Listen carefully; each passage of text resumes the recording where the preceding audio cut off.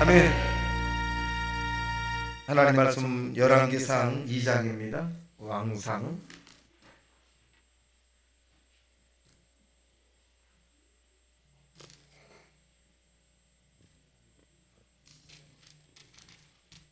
열왕기상 2장.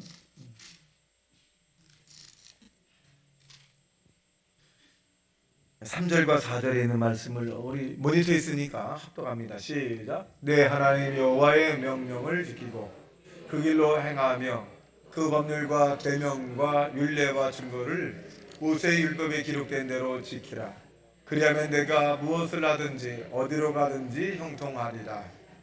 여호와께서 내 일에 대하여 말씀하시기를 만일 내 자손들이 그들의 길을 삼가 마음을 다하고 뜻을 다하여 진실이 내 앞에서 행하면 이스라엘 왕위에 오를 사람이 내게서 끊어지지 아니하리라 하신 말씀을 확실히 이루게 하시리라. 아멘. 옆 사람에게 또 뒷 사람에게 당신은 복 있는 사람입니다 라고 인사하시기 바랍니다.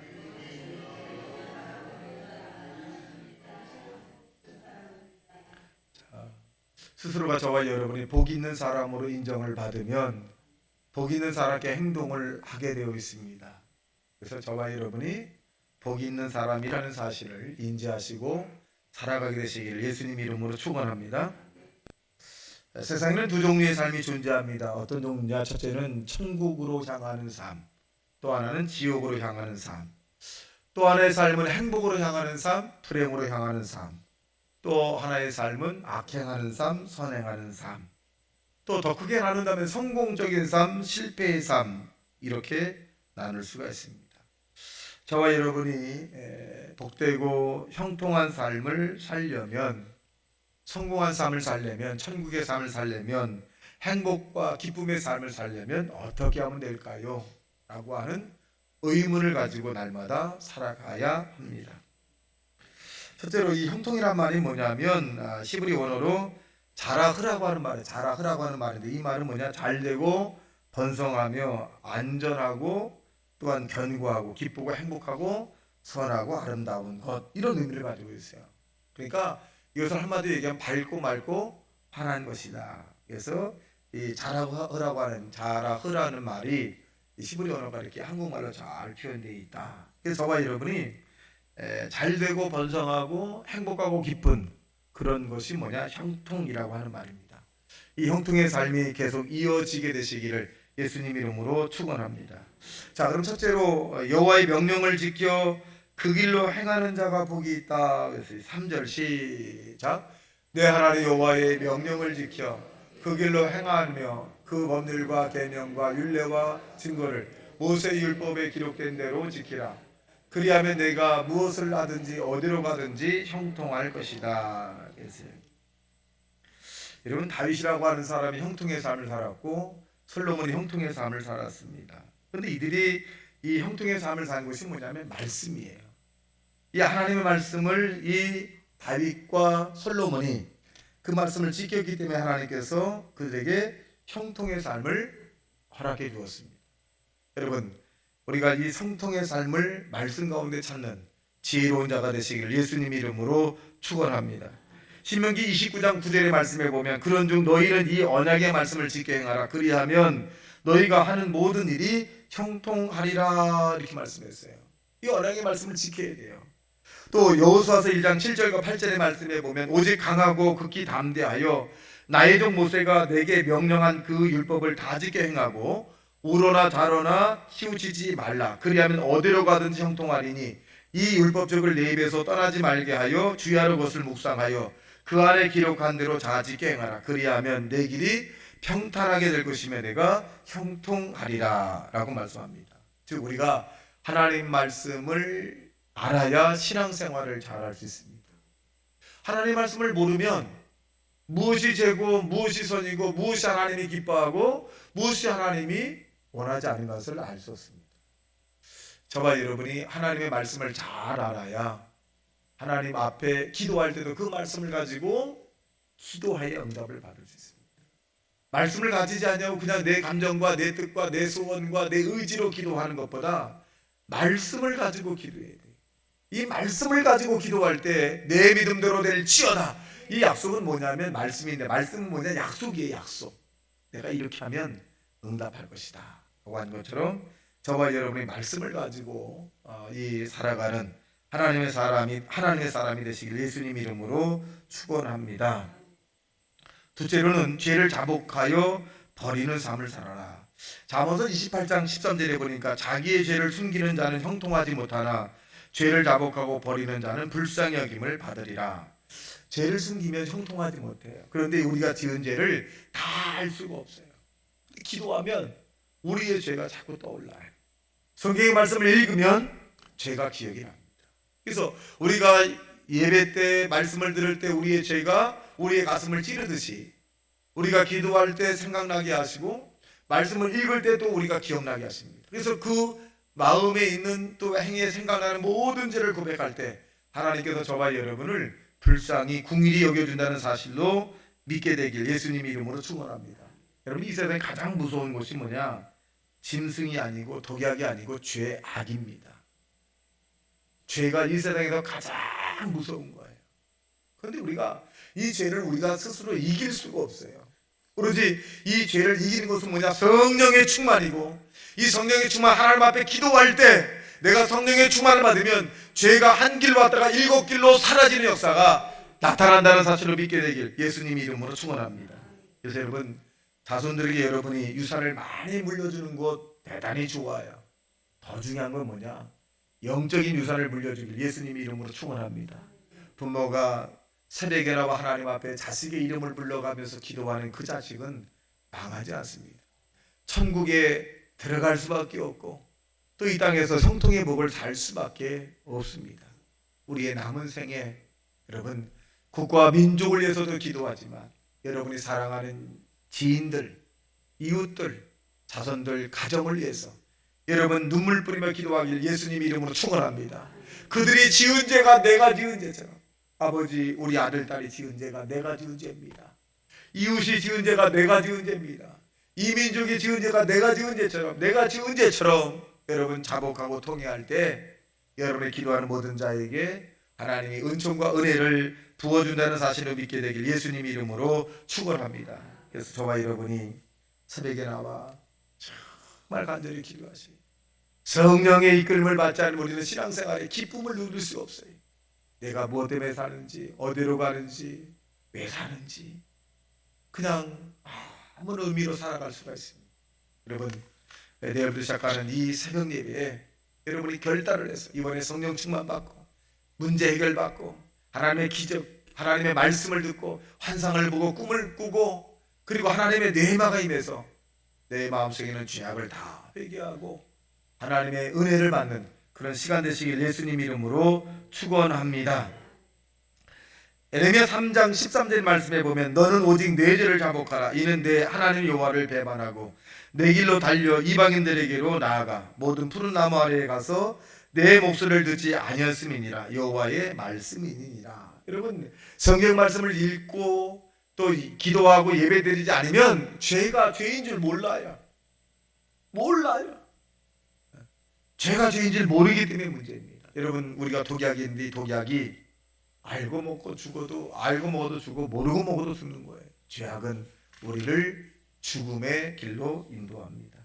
마지막 세 번째는 성품을 다하여서 우리가 진실된 삶을 살아라. 이 4절 봅니다. 시작. 여호와께서 내 일에 대하여 말씀하시기를 만일 내 자손들이 그들의 길을 삼가 마음을 다하고 성품을 다하여 진실이 내 앞에서 행하면 이스라엘의 왕에 오를 사람이 내게서 끊어지지 아니하리라 하신 말씀을 확실히 이루게 하시니라. 자, 이스라엘의 왕을 내 후손에게서 끊어지지 않게 하리라. 그런데 그게 뭐냐? 다윗에게 하나님께서 말씀하신 거예요. 다윗에게 내가 내 말을 잘 들으면 네 자손 내가 책임질 거야. 네 자손이 잘못해도 내가 어떻게 하든지 그 대를 이을 수 있게 내가 은혜를 주고 깨닫게 하고 붙잡을 거야. 이 말입니다. 여러분, 솔로몬이라고 하는 왕이 맨 처음에 하나님의 성령으로 시작을 했다가 이방 여인을 만납니다. 이방 여인을 만나서 우상 숭배하기도 하고 막 그렇습니다. 그런데 왜 하나님이 사울 같은 왕은 폐위시키고 다윗을 세웠는데 이 다윗의 아들 솔로몬은 왜 그렇게 놔뒀을까요? 오늘 본문에 있는 말씀이에요. 다윗이 하나님 말씀에 순종하였기 때문에 그 아들 솔로몬이 잘못했음에도 불구하고 약속한 뜻이 뭐냐? 내가 내 말을 지켜 행하면 내 그 왕위가 내 자손에게 끊어지지 않도록 이어갈 것이다. 그렇게 약속을 줬어요. 그래서 솔로몬이 죄를 졌지만 하나님이 솔로몬에게 회개의 영을 자꾸 부어주시는 거예요.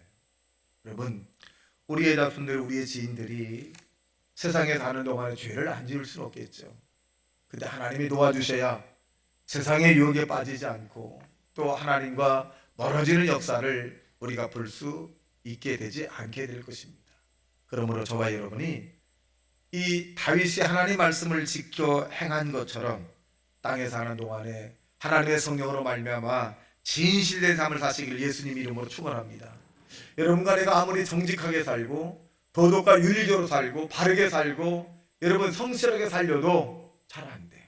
하나님의 성령이 우리에게 임하면 성실한 삶을 살고 하나님의 성령이 임하게 되면 정직하게 살고 하나님의 성령이 임하면 게으른 것이 아니라 부지런하게 살고 하나님의 성령이 임하면 은혜 받은 사람답게 살아갈 수 있습니다.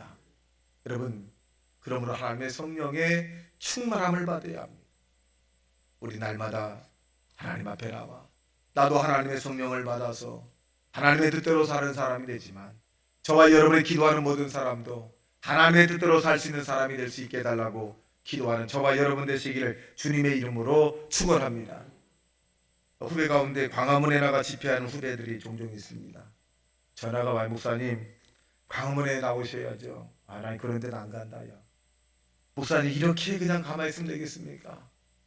나라가 쓰러지고 나라가 어지태한데 이렇게 나는 기도하는 것이 사명이고 거기에 나가서 외치는 것보다도 내가 하나님 앞에 기도하는 것이 하나님이 더 빠르게 한다라고 했습니다. 저는 그런 부분을 대단히 싫어해요. 원하지 않습니다. 그런데 교계에서 지금 이 동성애 결혼이라든가 차별금지법에 대한 부분을 저도 그렇게 큰 관심을 갖지 않습니다. 그런데 이 내용을 알아보면 굉장히 심각해요. 이 국회에서 통과가 되면 너무너무 힘든 거예요. 제가 설교할 때 타종교에 대해서 이야기하게 되면 벌금을 받게 되고 또 길거리에서 전도하게 되면 그것도 역시 또 벌금을 받게 되고 뭐 여러 가지 복잡한 일이 생겨요. 또 동성애라고 하는 것이 어떤 것입니까? 남자긴 남자인데 그 남자친구 데리고 와서 오늘부터 며느리 합니다.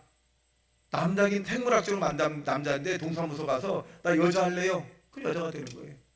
이 여자가 목욕탕도 가고요. 뭐 사우나 다 가는 거예요. 남자. 신체는 남자인데 이 호적이 여자로 있으면 다 돌아다니는 거예요. 이게 동성혼의 문제입니다. 네? 여러분 30개국에서 지금 시행되고 있어요. 30개국에서. 여러분 국회에서 이거 무너지고 국회에서 지금 이 목사님들이 지금 1인 단식, 1인 취도 하고 금식도 하고 지금 얼마나 했는지 몰라. 얼마 전에 우리 교회도 연락이 왔어요. 소망교회는 반대하는 사람 절대 반대다 우리는. 그래서 순복음교단의 전체가 100%가 반대하는 권력이 됐습니다.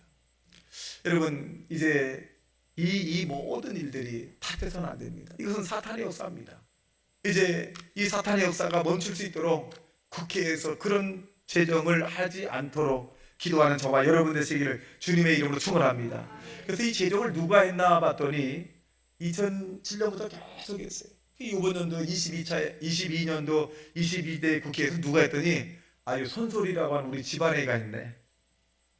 아이고 가서 전화를 해가지고 따질 수도 없고 너무 가슴이 아파. 저런 애가 우리 집안에 태어나가지고 국회의원 되더니 좋은 일 하라고 했더니만 차별금지법 반대 이 발의를 해가지고 이 나라를 이렇게 힘들게 막 아이고 가서 때려줄 수도 없고.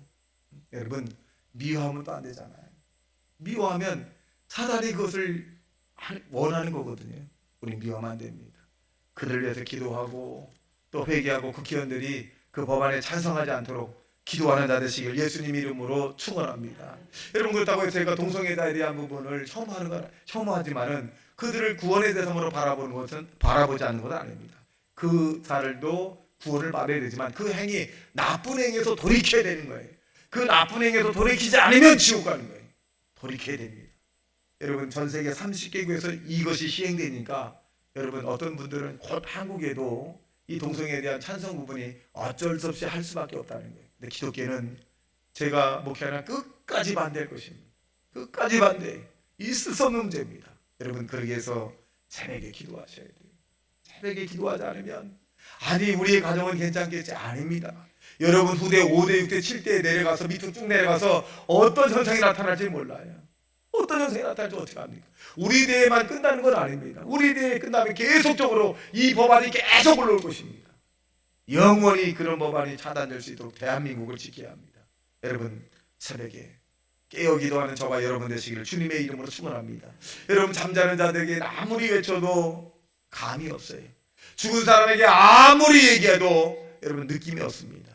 살아있는 자는 심각하구나, 기도해야 되겠구나, 내가 하나님 앞에 간절히 기도해야 되겠구나, 후대 뒤에 수대를 생각하면서 기도해야 되겠구나, 그런 깨우침이, 깨달음이 저와 여러분에게 임하게 되시길 주님의 이름으로 축원합니다. 다시 말씀 생각하며 통성으로 기도합니다. 죄야, 죄야, 죄야.